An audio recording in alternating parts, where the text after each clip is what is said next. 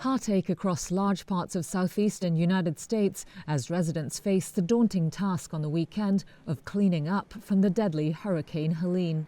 It's one of the most powerful and perhaps costliest storms to hit the country, with dozens of deaths reported as worries loomed that more bodies would be discovered across several states.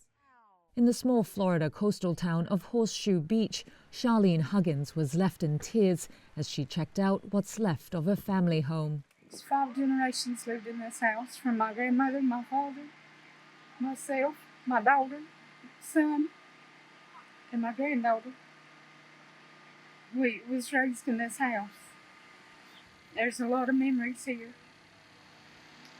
It breaks your heart. It just devastates you.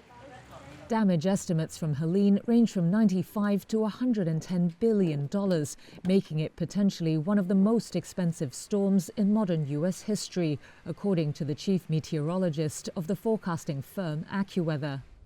At least 3 million people remained without power on Saturday afternoon across 5 states, with authorities warning it could be several days before services were fully restored.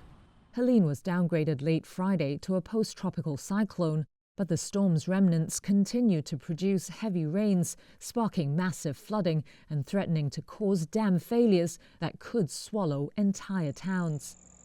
Some of the worst downpours hit western North Carolina, and residents near the Lake Lear Dam were among those at risk. George Carter described what it was like when the hurricane hit. Power went out, cell phone went out, and so there's no way to talk to anyone. Some of the neighbors came and knocked on doors, and we sort of communicated with each other, pouring in the rain. I walked across the street to go check on a house that is a friend of mine's, and the water was at least 10 feet up from where it should be. On Saturday, President Joe Biden called the storm's devastation overwhelming.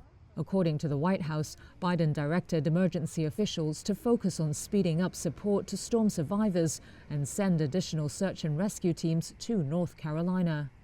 In the meantime, communities like Adam Jackson's in Mill Spring are making sure to help each other out. There's probably 50 trees blocking my neighbor from coming out. I started helping them yesterday. The neighbors at the other end of the road, we got us out, but the other neighbors are trapped.